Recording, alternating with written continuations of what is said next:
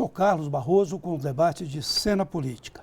Se você quiser sugerir, criticar, enfim, dialogar com Cena Política, o meu e-mail é carlosbarroso@hotmail.com ou pelo WhatsApp 31 99 72 27 38.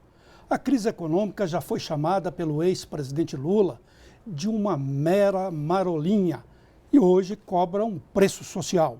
O ajuste fiscal, orquestrado pelo ministro Joaquim Levy, já atinge programas sociais e conquistas trabalhistas.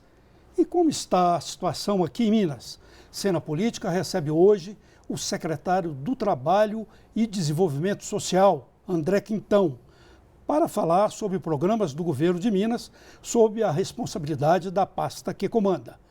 Deputado estadual pelo PT, André Quintão está no 4º mandato na Assembleia. Assistente social e sociólogo, ele foi vereador em Belo Horizonte por 2 mandatos e já ocupou a Secretaria Municipal de Desenvolvimento Social. Muito obrigado pela sua presença, André. Você já veio ao Cena Política, mas quando era deputado, né? Exato. Não era, na época, secretário. Convidamos também o jornalista Márcio Fagundes. Foi repórter de O Globo e Folha de São Paulo e secretário de comunicação do governo Hélio Garcia. Colunista do Hoje em Dia durante 15 anos. Atualmente é superintendente de comunicação social da Câmara Municipal e tem agora um programa na Rádio Favela. Estreamos hoje o Parada Obrigatória. Eu, Walter Freitas e José Aparecido Ribeiro, diariamente de 1 às 2. Conto com você, telespectador. Muito bem. Antes da gente começar o debate, eu quero chamar um vídeo, uma entrevista que eu fiz com o presidente da FIENG, Federação das Indústrias, Olavo Machado. É uma visão sobre a crise econômica, já que ele foi a 2 eventos, 2 encontros empresariais recentemente, nos últimos 15 dias, um na Europa e outro nos Estados Unidos. Vamos ver o que ele fala. O presidente da Federação das Indústrias de Minas, Olavo Machado, recebeu a medalha da Associação Mineira de Municípios. O líder empresarial, que acumula a presidência do Sebrae Mineiro, esteve na Itália e Estados Unidos, em encontros que têm o objetivo final de atrair investimentos para o Estado. Como a crise econômica brasileira está sendo analisada, vista, tanto na Europa quanto nos Estados Unidos? Olha, nos poucos contatos que eu tive, o que a gente nota é o seguinte, que como o Brasil ficou um país barato para a Europa e para os Estados Unidos, eles estão talvez acreditando até mais do que a gente, porque todos falam no Brasil com um futuro que nós sabíamos que teríamos, né? Quer dizer, eles enxergam que os problemas que nós temos são problemas que são todos que nós podemos vencer, que nós podemos passar adiante, né? O que nós temos que fazer é trabalhar muito. O que a gente nota que eles esperam é justamente que o brasileiro trabalhe mais e eu tenho certeza que um país feito nosso, que tem mercado, né, que as oportunidades estão aí, com recursos internacionais, nós poderemos vencer essa crise com facilidade. Mas tanto lá nos Estados Unidos como na Europa, eles se dispõem a investir no Brasil? Olha, claro que as conversas que nós tivemos foram conversas iniciais, superficiais, mas eu tive, por exemplo, com uma representante da cidade de Fort Lauderdale, nos Estados Unidos, o que está procurando como é que se aproxima mais de Belo Horizonte, que é a cidade irmã deles. Quer dizer, então muitas vezes nós temos parceiros pelo mundo que nós talvez não estejamos procurando, incentivando, trazendo para cá, mostrando o que nós temos, mas eu acredito o seguinte, que o clima não é tão desfavorável, feito muitas vezes parece, e a crise não é tão grande, feito muitos que estão aqui gostariam que fosse. Naturalmente, secretário André, o presidente Olavo Machado da FIENG tem uma visão mais otimista. Inclusive o lema da FIENG este ano é otimismo, né? Para espantar a crise. Mas a crise está aí, está a olhos vistos, a gente tem redução em programas sociais, a gente tem redução, a gente tem políticas de governo que podem levar a vários outros problemas na área social. E no seu entender aí, aqui em Minas, como que vai ser o impacto dessa crise? Qual que vai ser a saída aqui para Minas Gerais, secretário?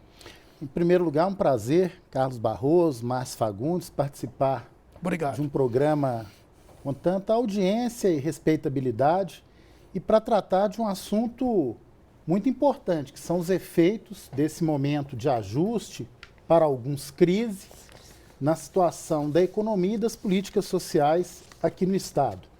Agora, à frente da Secretaria de Desenvolvimento Social e Trabalho, da SEDESE, recebi com muita honra e responsabilidade o convite do nosso governador Fernando Pimentel, exatamente nesse momento, um momento de transição de um governo para outro e também dessa turbulência econômica. Eu diria que a economia mineira, e começaria por aí, ela precisa, do ponto de vista de uma visão mais estratégica, da chamada diversificação regional.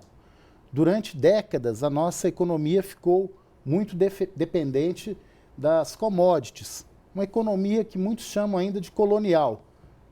Minério de ferro, café, que tem a sua importância, mas que principalmente em determinados momentos de crise afetam comparativamente mais o nosso estado do que os outros, inclusive na própria arrecadação. A orientação do governador é que as secretarias trabalhem de maneira integrada, ou seja, buscando em cada região de Minas Gerais, ouvindo a população, os fóruns regionais de participação, identificando as oportunidades de desenvolvimento e crescimento econômico. E a partir daí que estruturemos uma rede de proteção social, de capital humano, para que possamos incluir nessa onda de novo desenvolvimento, principalmente aquelas pessoas mais pobres. Esse desafio é grande, Barroso, porque nos momentos, eu chamaria de turbulência, de ajustes da economia, onde o desemprego pode subir um pouco, onde a renda do trabalhador pode descer um pouco, são exatamente as pessoas mais pobres, as que têm menor qualificação, que ficam mais vulneráveis aos efeitos da crise. Mas eu queria te perguntar mais diretamente, quais seriam esses impactos aqui em Minas dessa crise e como o governo vai tentar sair desses impactos? Em alguns segmentos, ela se revela na diminuição da oferta de vagas do emprego formal, na diminuição da renda média. É um impacto sentido em áreas que, quando há restrição do crédito, elas são afetadas. A construção civil, por exemplo, né? A construção civil exige um nível de investimento e exige também um nível de crédito a médio e longo prazo por parte do comprador. Então, num momento, né, de uma certa insegurança econômica, as pessoas têm receio de fazer um comprometimento de médio e longo prazo. Isso afeta a atividade econômica e pesa no emprego. Próprio setor de comércios, né? Se o crédito, se os juros, né, estão um pouco mais altos, as pessoas tendem também a limitar, a diminuir o seu poder de compra e isso impacta também a oferta de trabalho. Esses segmentos, nós temos, eu acredito que vai haver um ajuste, mas que, do ponto de vista do poder público, ele tem também que identificar aqueles setores que, em função de outras medidas do próprio governo, ou mesmo da oscilação do dólar, né, vocês sabem que em alguns casos isso pode ser ruim para a economia, mas em outros bons. Você pode também, inclusive, ampliar e aquecer a economia interna, né, nossa própria produção interna. E isso pode gerar algumas expectativas de novos empregos. Resumindo, nós temos que identificar esses vetores de desenvolvimento nas regiões, induzi-los em alguns casos e, principalmente, cuidar de uma melhor qualificação e educação profissionais deste público mais pobre, deste público que teve oportunidades de mobilidade social, mas que precisa cada vez mais de uma qualificação que facilite a sua empregabilidade com qualidade de renda. Secretário, todo fim de tarde eu tenho uma turma que gosta de tomar café e dissecar os assuntos do dia e tal. Quando eu disse hoje que iria estar com você aqui, deputado, no programa, a convite do Barroso, vários me pediram para fazer uma pergunta, inclusive daqueles que votaram no atual governo.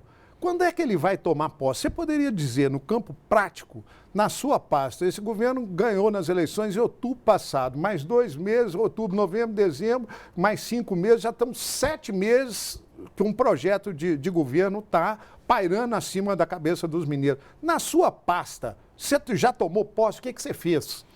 Márcio, essa pergunta é boa, porque muitas vezes as realizações do governo, ainda que já sejam iniciais, não são de conhecimento público.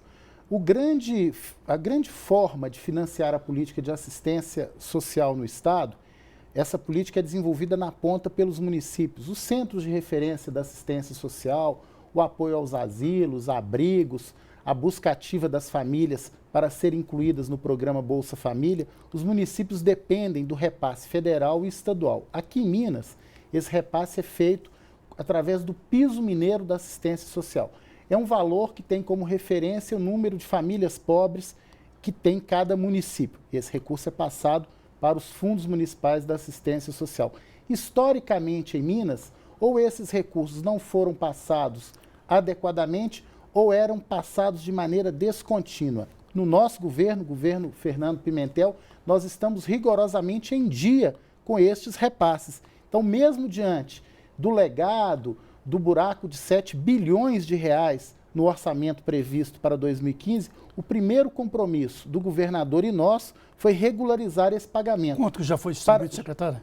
Na última semana, liberamos 13,5 milhões de reais para todos os 853 municípios mineiros, independente de coloração partidária, e o nosso compromisso é que esse repasse seja feito de forma regular e automática, para que o prefeito, o gestor municipal, possa também planejar melhor o uso desse recurso. Agora, são inúmeras iniciativas, nós estamos também formatando projetos importantes na área de combate à pobreza rural, de jovens em situação de vulnerabilidade. Estamos acelerando, Márcio, convênios que estavam parados. Nós temos recurso paralisado em contas de convênios específicos com o Ministério do Trabalho e Emprego, na área da economia solidária, na área de apoio aos quilombolas, ribeirinhos, indígenas, catadores de materiais recicláveis. Então, diante também dessa necessidade de ajuste financeiro, nós estamos priorizando aquele recurso que já está disponibilizado. Secretário, eu estou precisando de chamar um intervalo ali, já estão me avisando, mas só uma perguntinha para a sua resposta rápida. Estavam paralisados esses projetos todos? A gestão do governo anterior não está funcionando? Eu diria que não houve a prioridade necessária para esses públicos que mais precisam da política pública de assistência social. Eu não consigo dormir tranquilo sabendo que tem recurso parado em contas do governo que poderiam estar sendo utilizados para salvar vidas ou auxiliar a dignidade de catadores de materiais recicláveis, indígenas, quilombolas, ribeirinhos. Às vezes, a máquina pública é emperrada. Eu não gosto de fazer juízo de valor sobre aqueles que me antecederam, mas o fato é que nós estamos imprimindo um ritmo de acordo quase que uma imposição ética. Recurso parado que poderia estar beneficiando pessoas pobres é inadmissível. Muito bem, Cena Política volta já já, debatendo a crise social e os efeitos aqui em Minas.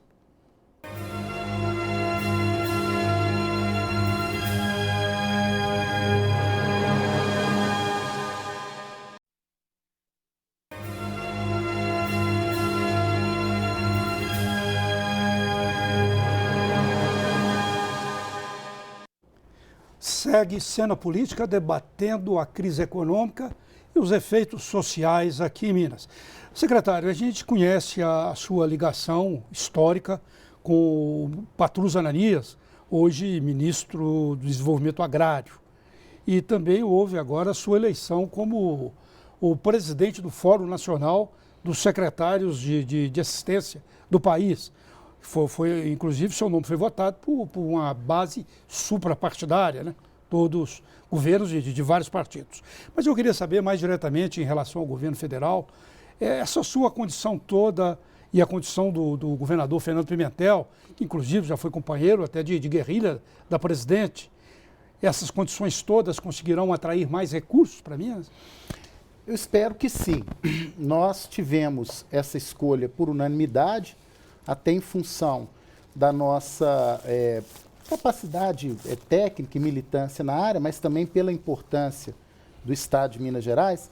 E nós temos desafios nacionais, Barroso, que Minas Gerais pode dar o exemplo. Um deles é impressionante. Nós temos, no âmbito da assistência social, muitas vezes, por fragilidade na capacidade institucional dos municípios e pela pouca presença dos estados em geral no assessoramento e capacitação técnica, um volume grande de recursos paralisados nas contas municipais da assistência social. Dados de 2014, de dezembro, mostram que só em Minas Gerais nós temos aproximadamente 200 milhões de reais paralisados, 178 milhões repassados do governo federal e 22 milhões do governo estadual. Então, além da crise econômica, ele tem uma crise de paralisia burocrática. Exato, às vezes é a falta... A gente podia dizer isso. É a falta de orientação jurídica ou contábil nas assessorias municipais, às vezes a dificuldade mesmo de gestão, mas o fato é que os estados, e aí não só Minas Gerais, contribuem pouco para auxiliar os municípios. Em Minas Gerais, no ano passado, apenas 4% dos municípios tiveram assessoramento presencial por parte do governo do estado. Qual que é a nossa lógica clara nesse momento? Primeiro, transferência regular e automática desse recurso, que é obrigação do estado passar para os municípios. Segundo, força-tarefa, junto com o Tribunal de Contas do Estado, com a Assembleia Legislativa, para orientar os municípios a gastar bem esse recurso, que eu estou chamando de indução orientada de gastos. E esse é um desafio nacional. Eu tenho apresentado à ministra Tereza Campelo esse esforço e esse desenho, essa arquitetura de apoiamento no Estado, para que o governo federal também possa nos auxiliar e Minas servir de referência, porque no Brasil é aproximadamente R$1 bilhão que está paralisado nas contas dos municípios de todo o país. Minas puxaria esse carro, então. Eu acho que se a gente apresenta iniciativas consistentes tecnicamente, nós temos mais capacidade de, inclusive no momento também de ajuste do governo federal, de captação de recursos. Uma outra frente importante, já me reuni com a ministra, com o ministro Patrus Ananias, é o enfrentamento da pobreza rural. A pobreza rural, proporcionalmente, era inclusive maior do que a urbana. Nós teríamos hoje de 15% a 20% de população rural, mas o núcleo da pobreza extrema em Minas é quase 50% em números absolutos. Quais são os parâmetros para medir essa pobreza rural? Você tem vários parâmetros. Você tem a linha de corte do CAD único, você poderia ter o valor de R$ 77,00, que foi do Plano Brasil Sem Miséria. Eu gosto de trabalhar combinando a pobreza monetária com outros fatores que a gente chama de fatores multidimensionais da pobreza. Às vezes a renda é um fator determinante, mas a ausência de água no semiárido também. Um agricultor sem acesso à água para a produção agrofamiliar vai gerar uma situação, inclusive, de migração laboral. Então, você sempre teve uma brilhante participação à frente da Comissão de Participação Popular na Assembleia. Foi reconhecidamente, até pelos seus colegas de legislativo, você ficou vários anos à frente dessa comissão, que é o contato direto com a população, com as comunidades e tal. De repente, eu te vejo engravatado, sentado numa cadeira, buscando recurso em Brasília. Você virou um burocrata, você se sente à vontade com esse trabalho, assim, buscar dinheiro, ir no governo federal, você se sente à vontade com isso? Ô Márcio, a responsabilidade e os resultados que a gente pode conseguir para a população mais pobre através da ação da Secretaria e com o apoio do governo Pimentel, me traz um retorno profissional, ético, humanista muito grande. Agora, essa gravata e o terno é porque vim direto dos meus afazeres na cidade administrativa, porque no contato direto nós estaremos com as comunidades quilombolas, indígenas, visitando abrigos, asilos. Eu falava, junto com o ministro Patrus Ananias, nós já estamos nos reunindo para apoiamento às comunidades indígenas, geração de renda. Então, hoje é o terno, mas no final de semana, nas reuniões, é a bota, é a calça jeans, é a maçã no barro também, a poeira. Agora, o mais importante são os resultados. O governador nos deu liberdade de montar uma equipe competente, uma equipe que tem experiência de gestão. O nosso desafio é muito grande. Eu mencionava a pobreza rural, mas nós temos também o desafio do jovem em situação de vulnerabilidade social. Você que, inclusive, agora está participando de um espaço fantástico de comunicação democrática, a Rádio Favela, com o nosso querido Misael, nós sabemos que muitas vezes as políticas públicas hoje ofertadas aos jovens não são de acordo com a aspiração e necessidade do jovem.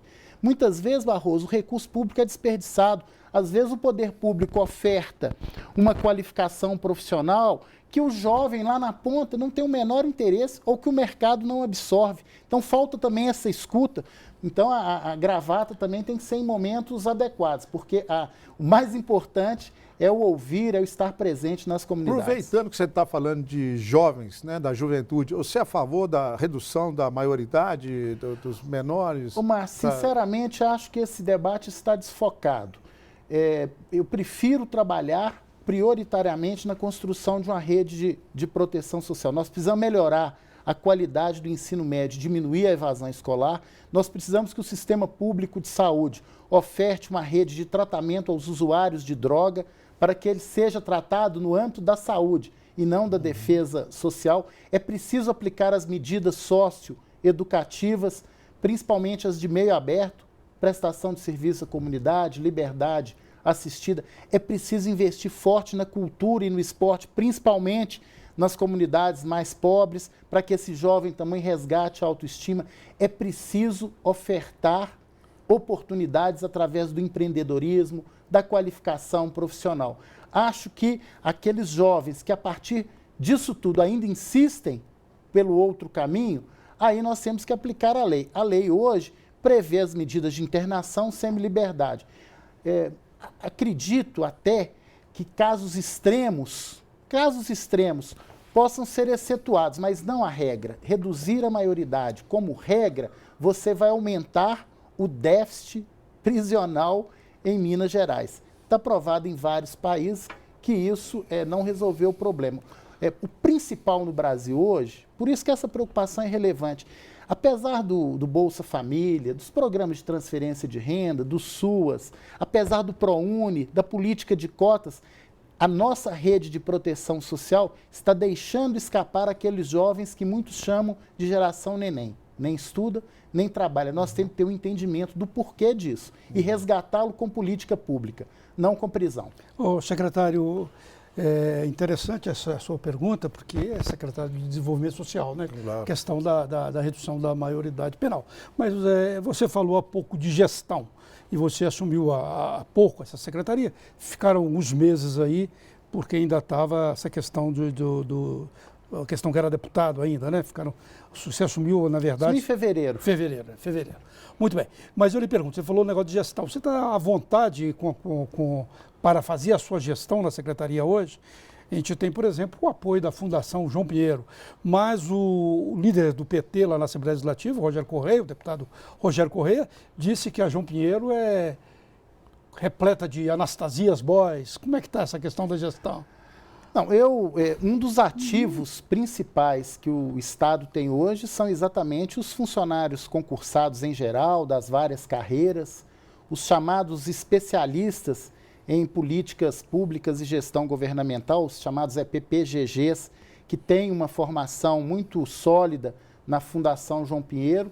Pelo contrário, eu tenho, inclusive, buscado identificar, de acordo com as vocações e área de conhecimento, estes especialistas e trazendo para a nossa secretaria.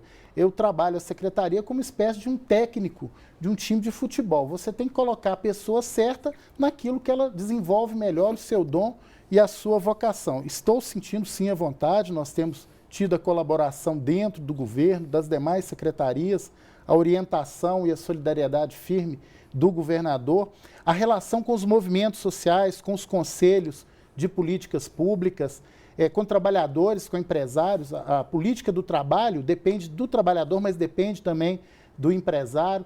Nós estamos fortalecendo esses fóruns de participação democrática dentro da restrição orçamentária que foi uma imposição da realidade econômica do Estado. Nós estamos buscando também priorizar e escolher melhor onde gastar e gastar melhor o recurso. É muito fácil governar com recursos sobrando. Acho que a gente também desenvolve nossa criatividade, nossa ousadia, a gente gera oportunidades em situações de restrição e buscando as parcerias. Então, estou à vontade, sim. Se nós teremos 50% de orçamento, a motivação é de 500%. Ô Barroso, podemos deduzir que o nosso secretário é um protegido, é um querido do governador, porque não são todas as pastas que falam orgulhosamente da sua estrutura em recursos humanos. Tem alguns colegas seus que claro, miscelânea de pessoas nomeadas de partido, que algumas até sem qualificação, e isso tem um burburinho muito grande por baixo do governo. Você é um privilegiado, secretário, nesse sentido. Eu acredito que essa preocupação da gestão profissional é de todo o governo. No caso da secretaria, eu tenho buscado fazer as melhores escolhas, inclusive nas regionais. A secretaria tem 20 diretorias regionais. E desde o dia em que fui convidado pelo governador, o governador foi claro comigo. Nas regiões nós temos deputados, temos lideranças políticas, temos movimentos sociais, mas o critério técnico deve ser o principal. Então, nas regionais, mesmo com uma composição plural, e é bom, né, que o governo seja plural, tem diversas forças, principalmente locais e regionais, nos apoiando, mas nós não podemos abrir mão do requisito técnico, da experiência de gestão. De fato, não posso reclamar, e já comentei, se o desempenho da secretaria estiver aquém, eu assumo a responsabilidade, porque eu estou tendo condição de montar a equipe. Lógico, se o orçamento for um orçamento maior, você expande o seu grau de intervenção, de programas, né, a universalização das iniciativas. Agora, de fato, nós estamos tendo essa liberdade e eu acredito que os resultados já estão, inclusive, aparecendo e nós vamos nos integrar também com outras ações de governo. Uma coisa eu aprendi também, esse trabalho segmentado, por mais bem intencionado que sejam os gestores, não resolve. Nós precisamos de abordagens mais integradas, mais regionalizadas, com mais participação da população. Só o técnico não resolve, como só o político também não resolve. Nós precisamos combinar a escuta democrática com o mérito técnico. Muito obrigado, secretário. Nós temos de dar um intervalo e Cena Política volta já já, debatendo com o secretário do Trabalho, André Quintão.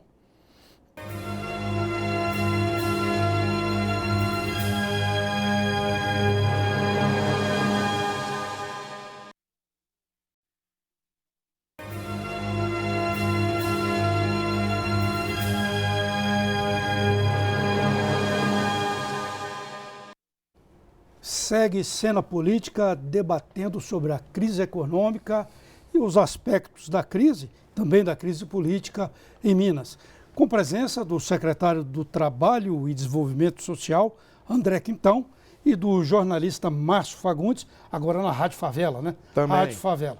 Todo dia de 12 às 13 ou 13 às 14? De 13 às 14 13 horas, às 14 parada horas. obrigatória. Muito bem, secretário. O ministro Joaquim Levy da Fazenda disse há poucos dias que os programas sociais dependem do apoio, do ajuste fiscal, o ajuste fiscal ser aprovado. O ajuste está atualmente sobre o olhar lá do Congresso, da Câmara dos Deputados. Inclusive, o ministro Joaquim Levy divide o PT, né? Metade do PT, em uma recente votação, ficou contra ele e outra metade a favor. No seu entender, ele está encaminhando certo esse ajuste fiscal, mesmo com esse peso sobre os programas sociais? Barroso, eu não tenho acompanhado tão de perto as motivações e os cenários de escolha que o ministro Joaquim Levy, que a presidenta Dilma tiveram ao encaminhar o ajuste fiscal. Nós sabemos o conteúdo, até porque impacta, inclusive, a política de emprego, de trabalho. Agora, não me sinto hoje com informações suficientes, não sou economista, para julgar se o caminho adotado, se essas propostas, de fato, teriam sido as melhores ou não. A gente trabalha sobre a realidade. Eu acredito que o ministro, quando disse, ele mandou uma mensagem ao Congresso. Num período de turbulência, de necessidade de ajuste, cada um tem que dar a sua cota de contribuição e o Congresso analisando as medidas de maneira absolutamente responsável, sob pena, inclusive, de um prejuízo aos programas sociais em curso. Por todos os contatos que eu tenho feito em Brasília, acredito que os principais programas sociais não serão afetados pelo ajuste. Por exemplo, programas de transferência de renda, Bolsa Família, benefício Minha de Casa, Minha prestação Vida. continuada, talvez possa haver um escalonamento do cronograma no caso dos investimentos. No caso de transferência regular, a própria assistência social, a ministra já está regularizando, começou a regularizar o pagamento, assim como eu fiz aqui em Minas Gerais. Só que com o critério de priorizar municípios que não tinham saldo de recursos em conta. Os outros ministérios estão tendo também que escolher, priorizar algumas linhas de atuação. Agora, é um ajuste necessário, não é um ajuste permanente. Esse ajuste é para esse ano, talvez uma parte do ano que vem. Eu confio, acredito, espero que os programas sociais sejam até melhorados, tenham uma qualidade na sua implementação, um foco maior. Agora, escolhas precisam ser feitas, todo mundo sabe que vai haver sim um nível de ajuste, né? Que nós não podemos também iludir ninguém. Aquela fase da bonança, né? Dos cofres abertos em Brasília, que Minas Gerais, nos últimos anos, poderia até ter aproveitado melhor. Essa fase, de fato, vai mudar. Nós teremos que apresentar bons projetos, boas propostas, bater na porta certa e com consistência de projetos. Então, você acredita, só um minutinho, mas depois você me desculpe, viu? Vai lá. Você acredita, então, que os programas sociais não vão pagar o pato desse ajuste fiscal? Não deveriam pagar. Até porque, na lógica de desenvolvimento social e econômico que nós defendemos, a partir do momento que você disponibiliza uma renda para o trabalhador, a partir do momento que você oferece um crédito para o trabalhador, a partir do momento que você aquece o mercado interno, você está usando também uma estratégia de manter um nível de crescimento econômico. Nesse momento, o ajuste é necessário. Agora, esse ajuste, como disse, não vai ser um ajuste permanente de 2, 3, 4 anos. É uma transição. O Brasil, ao enfrentar duas grandes crises econômicas, teve que adotar algumas medidas, segurar alguns preços, manter alguns subsídios, evitar alguns reajustes. Chegou o momento do ajuste. Isso acontece dentro de cada família.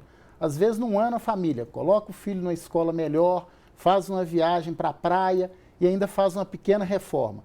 Apertou o orçamento, no outro ano ele vai ter que fazer uma escolha. Para manter a escola, eu vou deixar de viajar. É um pouco que o Brasil vai fazer agora, mas vai fazer para melhorar, para voltar também um crescimento em breve. Quintão, me fala uma coisa. Vários dos projetos sociais da sua pasta acabam, de alguma forma, culminando com a iniciativa privada.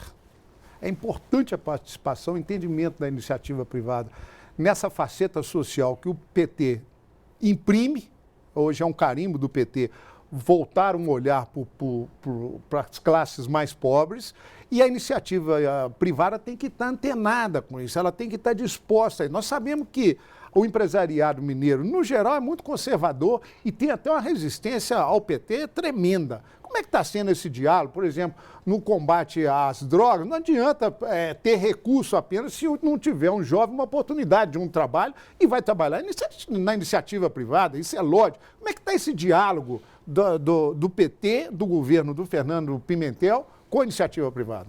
Márcio, você tocou numa questão estratégica. O governador Fernando Pimentel, inclusive quando foi prefeito e ministro do Desenvolvimento Econômico da presidenta Dilma, ele demonstrou muita abertura e diálogo com esses segmentos empresariais.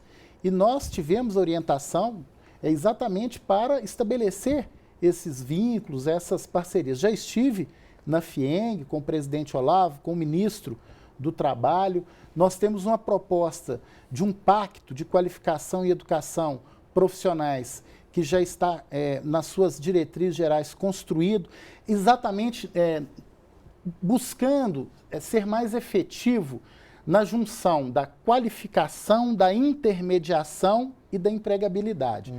Às vezes o recurso público é desperdiçado. Se você oferta uma qualificação, mas não intermedia, não abre a vaga, meio caminho andado.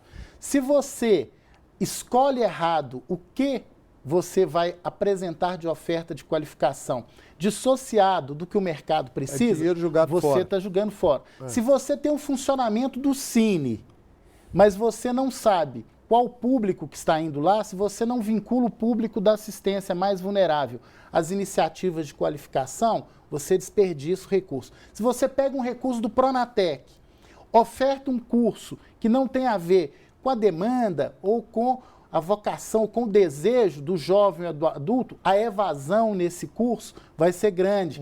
O dinheiro é desperdiçado. Então, no momento assim, de restrição orçamentária, você também é forçado a pensar e escolher melhor onde gastar o recurso. A parceria com os segmentos variados econômicos é fundamental e nós já estaremos em breve, inclusive, apresentando, não só na FIENG, mas em outros segmentos, uma proposta e quebrando preconceitos. Aí também, esse preconceito a gente quebra com confiabilidade, com reciprocidade. Muitas vezes, o empresariado tem um pé atrás com o público da assistência, que é o que mais precisa. Nós temos também que ter agências de intermediação e propostas de qualificação com qualidade, para o empresário, para o empregador saber que aquela pessoa que o sistema da assistência social do trabalho está apresentando ao mercado tem condição de dar a sua resposta. E públicos vulneráveis, as pessoas com deficiência, os egressos, os jovens que estão à busca do primeiro emprego, a gente tem que ter foco. Né? Você colocou um ponto muito importante. Sem essa parceria, nós teremos dificuldades. Falar aí, Fernando Pimentel, eu fiquei sabendo do secretário Nilmário Miranda, que é o secretário do Direitos Humanos, que o DOPS, aquelas antigas dependências do DOPS, que ficam ali na Afonso Pena, na Avenida Afonso Pena, vão se transformar num centro cultural. Já foi discutido isso com o governo federal, com o apoio do governo federal. E que o governador Fernando Pimentel ficou preso 2 anos lá. Ele ficou em São Paulo e depois lá no DOPS, naquelas dependências, ele ficou preso 2 anos com uma particularidade que eu não sabia que havia durante a ditadura.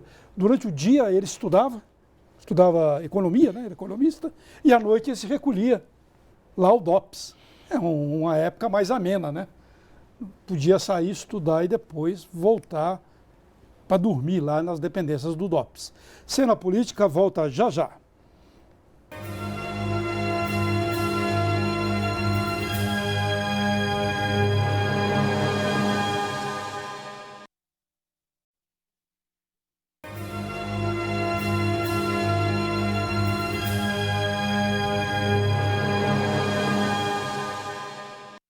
De volta à cena política, nesse último bloco, debatendo com o secretário do Trabalho e Desenvolvimento Social, André Quintão.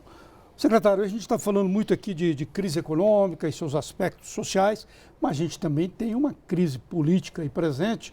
Hoje a presidente Dilma enfrenta dificuldades, há analistas que afirmam que ela está até terceirizando o governo, a parte econômica com Joaquim Levy, a parte política com o vice-presidente Michel Temer.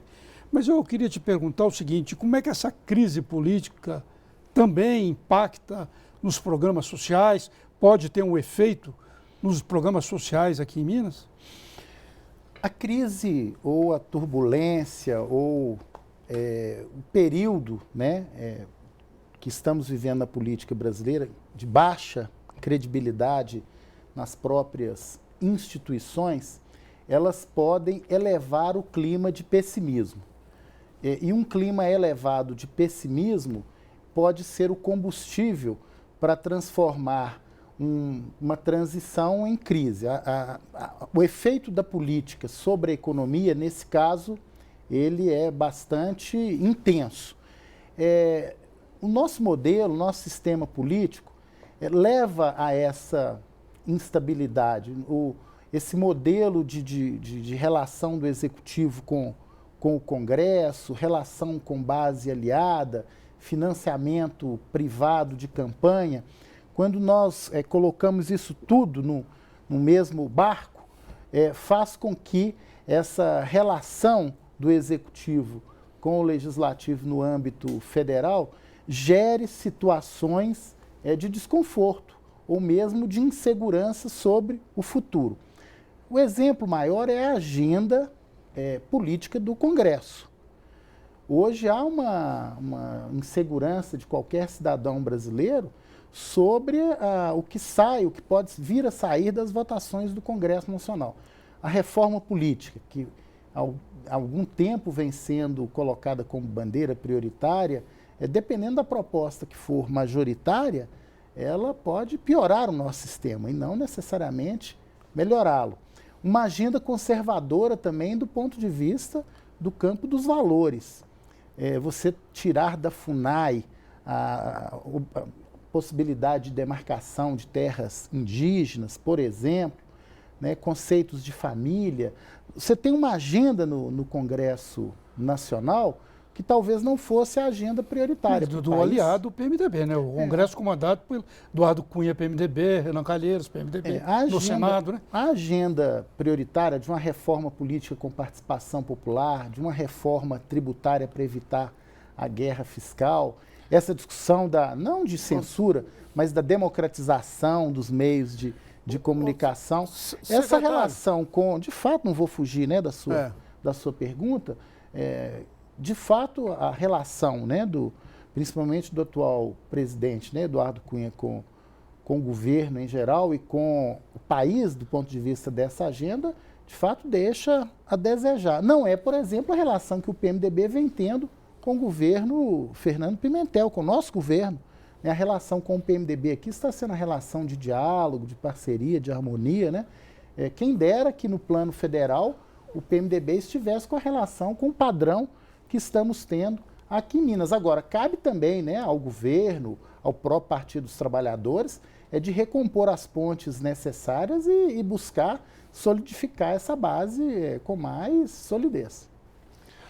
Secretário, é o seguinte, eu discordo. No início do nosso programa, nós começamos com uma fala do nosso presidente da FIENG, Olavo Machado, onde ele diz que o Brasil é um país barato.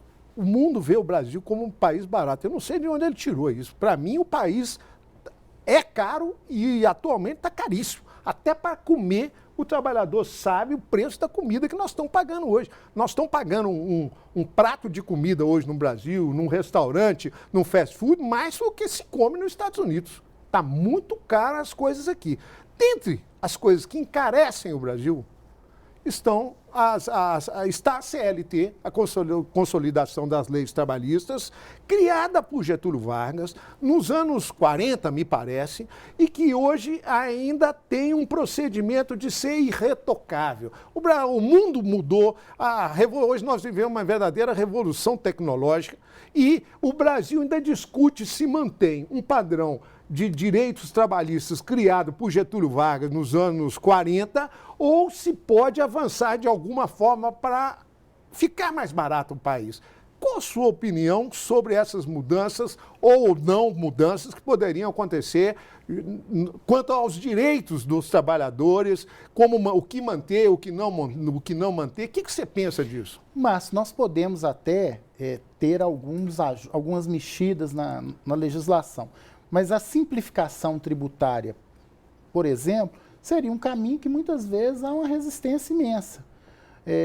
A própria fonte as fontes de arrecadação, o imposto sobre grandes fortunas no país, nunca vai adiante esse debate. A política de subsídios, de renúncia fiscal, em momentos de bonança, alguns setores econômicos tinham essa renúncia fiscal, tinham esse subsídio. Quando precisa de fazer o ajuste, aí é o empregado indo para o olho da rua, ou férias coletivas. Uma pactuação, porque eu fico com receio, de que a corda sempre arrebente para o lado mais fraco. O mundo inteiro hoje discute redução da jornada de trabalho. Alguns países já reduziram. No Brasil, esse é um tema tabu, é um tema proibido. Terceirização. Lógico, ela existe, em alguns segmentos é necessário, mas não na atividade finalística. Então, eu acredito que a gente teria que fazer uma repactuação, poderíamos até ver quais são aqueles mecanismos que encarecem, né? O custo, chamado custo Brasil. Mas tem um outro custo Brasil que não é enfrentado, o custo Brasil da logística, o custo Brasil do desperdício, o custo Brasil da guerra fiscal, que muitas vezes o Estado abre mão da sua capacidade de arrecadação para reverter em políticas públicas. O custo do Brasil só para o lado do trabalhador, só ao lado do trabalhador, de tirar do trabalhador. E como disse, tem algumas pautas no Congresso que não caminham. O imposto sobre grandes fortunas, a carga tributária, muitas vezes a classe média reclama com razão. Quem paga imposto forte no Brasil é a classe média e os pobres, que têm um imposto indireto que ele não sabe, né? Quando vai no supermercado, está pagando. Agora, aqueles segmentos mais aquinhoados, aqueles segmentos, né, mais poderosos, proporcionalmente pagam menos. Essa repactuação é necessária. Eu só tenho receio de que sempre a conta fica para o mais pobre. E essa questão do seguro-desemprego, que ainda está sendo analisada pela Câmara dos Deputados, né? Ou vai para o Senado agora. Antes, o seguro-desemprego, o cidadão trabalhava 6 meses, ele tinha direito ao seguro-desemprego. O Joaquim Levy, por meio desse ajuste fiscal, propôs passar isso para 3 vezes, 18 meses. 18. Agora a Câmara reduziu nos 12. 12 fica de bom tamanho ou feriu um direito do trabalhador, no seu entender? Eu acho que é um período de ajuste. Como eu disse, Barroso, o ideal é que não houvesse essa mexida. Agora, alguns ajustes são necessários. O que a gente espera é que essa colaboração venha de todos os segmentos. Esse que é o meu entendimento. A gente tem que apertar mesmo. Agora, cabe às centrais sindicais, aos trabalhadores, também fazerem a pressão, a mobilização, né, buscarem o Congresso Nacional. Tem alguma parte do ajuste que se trata de correção, até na linha do que o Márcio colocou. Tem questões lá que tem uma lógica, que às vezes o controle sobre o benefício estava beneficiando quem não precisava. Nós temos, né, alguns seguros, né, que são disponibilizados pelo poder público sem o efetivo controle. Então, nós temos que separar o joio do trigo. Aquilo que é, né, exagero, excesso, daquilo que é direito adquirido. Eu acho que o Congresso tem que ter esse discernimento para saber aquilo que, de fato, vai impactar positivamente no médio prazo a economia e daquilo que você não pode mexer sob pena de prejudicar aquele que mais sempre é penalizado pelo trabalhador. Mas essa separação do joio e do trigo está sendo feita realmente? Com diálogo no Congresso. Essas próprias mediações, né, e isso a bancada do PT também tem ajudado, às vezes é incompreendida, mas cabe sim às centrais sindicais, né, aos partidos mais de esquerda também apresentarem essas bandeiras, mas sem inviabilizar as medidas do ajuste, porque o ajuste agora é necessário para retomar a economia amanhã. Então, eu queria aproveitar a sua experiência de 2 anos de mandato na Câmara Municipal de Belo Horizonte para saber de você o que você pensa. Nós estamos já à véspera de outra eleição. Caminhamos para ano que vem para a eleição de vereadores e prefeitos. Como é que está o PT nesse processo de disputar a eleição ano que vem? O Márcio, esse final de semana até estava refletindo sobre o processo sucessório, mas não sobre o prisma do PT, mas da cidade. Belo Horizonte respira mudança, quer mudança. Algumas manifestações em Belo Horizonte, dos blocos, né, no carnaval, de alguns movimentos espontâneos, de uma maior apropriação pelo espaço público, eu sinto que, principalmente aí uma nova geração, há uma renovação geracional também, às vezes até distanciada do Partido dos Trabalhadores. Há um movimento na cidade... Muito espontâneo, muito espontâneo e por uma maior apropriação. Eu tendo a achar que a próxima eleição vai caminhar para uma mudança. Agora, quem vai capitalizar esse sentimento da mudança depende muito do que for apresentado. Então pode vir uma surpresa. Programaticamente. Mas com essa crise aí, o PT pode ser essa surpresa? Pode. Depende de como o PT vai se comportar até lá na relação com esses movimentos, na relação com a cidade, na apresentação de propostas mais ousadas. Corre-se um risco até talvez de uma pulverização no primeiro turno de várias candidaturas. Eu diria que a eleição em BH é uma eleição em aberto. Do ponto de vista do PT, o grande condutor do processo será, com certeza, o governador Fernando Pimentel. Mas enigmática, né? No sentido de que PSDB e PT vão estar se degladiando por um projeto político que vai depender do país todo, vai ficar de olho nessa eleição. O Márcio, nós estamos aqui, né, nesse diálogo aberto, até como, né, cidadãos, né, de Belo Horizonte. Eu acredito que é uma eleição que vai fugir dos padrões clássicos. Eu acho que a eleição vai passar muito mais pela alma da cidade, pela capacidade de sedução, né, que os partidos e candidaturas e alianças oferecerem para esse novo sentimento por uma apropriação cidadã de BH. Isso é muito bom. Agradecemos novamente, agradecer nunca é muito, né? André Quintão e Márcio Fagundes. Não tem de E quê. Cena Política volta com um novo debate na próxima semana. Até lá.